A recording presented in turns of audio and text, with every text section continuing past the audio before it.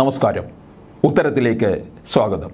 ലോക്സഭാ തെരഞ്ഞെടുപ്പിൽ കാസർഗോഡ് തിരിച്ചുപിടിക്കാനുള്ള പ്രവർത്തനങ്ങൾ സജീവമാക്കി CPM രംഗത്ത് നിൽക്കുകയാണ്. കഴിഞ്ഞ തവണ നഷ്ടപ്പെട്ട മണ്ഡലത്തിൽ ഇത്തവണ ഏത് വിധേനയും വിജയം ഉറപ്പിക്കുക എന്ന ലക്ഷ്യത്തോടെ മാസങ്ങൾക്ക് മുമ്പ് തന്നെ പാർട്ടി അടിത്തട്ട് മുതൽ പ്രവർത്തനങ്ങൾ സജീവമാക്കിയിട്ടുണ്ട്. സ്ഥാനാർത്ഥിയായി ചില പേരുകൾ ഉയർന്നു വന്നിട്ടുണ്ടെങ്കിലും അത്തരം ചർച്ചകളിലേക്ക് കടക്കാതെ സംഘടനാ പ്രവർത്തനം സജീവമാക്കാനുള്ള നിർദ്ദേശമാണ് ഔദ്യോഗികമല്ലാതെ പ്രാദേശിക നേതാക്കൾക്ക് പോലും കിട്ടിയിരിക്കുന്ന നിർദ്ദേശം. മഞ്ചേശ്വരം, കാസർഗോഡ്, ഉദുമ, കാഞ്ഞങ്ങാട്, തൃക്കരിപ്പൂർ, പയ്യന്നൂർ, കല്യാശ്ശേരി തുടങ്ങിയ നിയമസഭാ മണ്ഡലങ്ങളാണ് കാസർഗോഡ് ലോക്സഭാ മണ്ഡലത്തിന് കീഴിലുള്ളത്.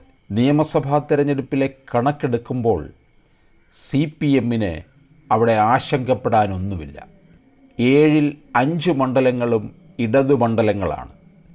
എന്നാൽ ലോക്സഭാ തെരഞ്ഞെടുപ്പിലേക്ക് വന്നപ്പോൾ കഴിഞ്ഞ തവണ കാര്യങ്ങൾ നേരെ മാറി മറിയുകയായിരുന്നു.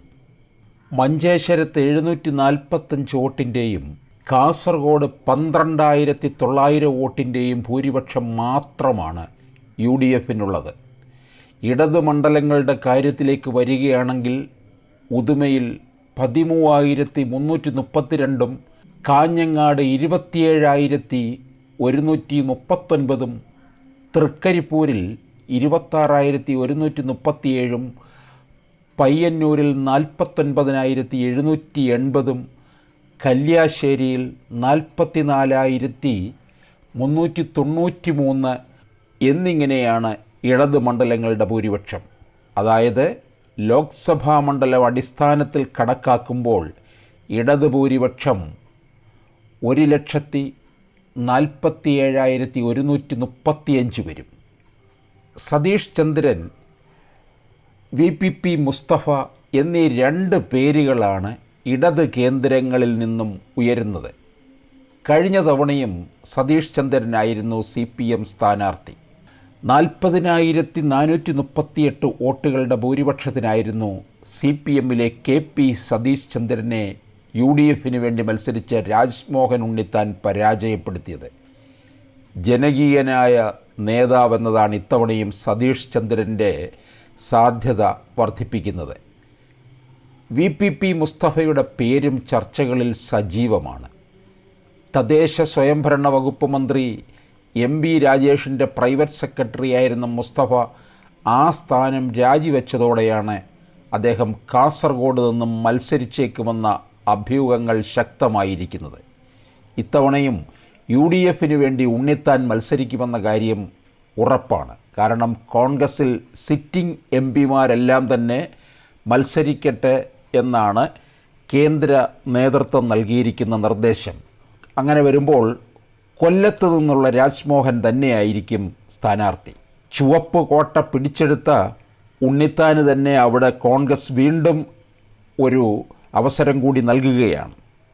മണ്ഡലം രൂപീകൃതമായ കാലം തൊട്ട് തന്നെ കമ്മ്യൂണിസ്റ്റ് പാർട്ടികൾക്ക് ശക്തമായ സ്വാധീനമുള്ള ഇടമാണ് കാസർഗോഡ്.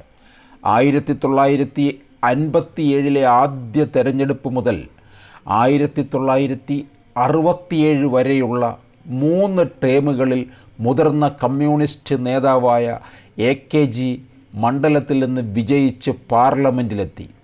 ആദ്യ ലോക്സഭയിൽ കാസർഗോഡിൻ്റെ പ്രതിനിധിയായിട്ടാണ് അനൗദ്യോഗികമായിട്ടാണെങ്കിലും AKG പ്രതിപക്ഷ നേതാവായത്.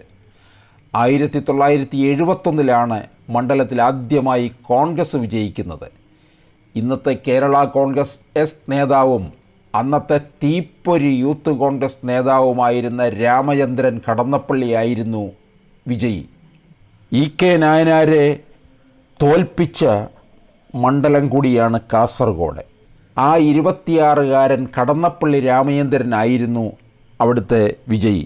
മീശ മുളയ്ക്കാത്ത പയ്യൻ എന്നൊക്കെയായിരുന്നു അന്ന് അവിടെ കടന്നപ്പള്ളിയെപ്പറ്റി പറഞ്ഞിരുന്നത്.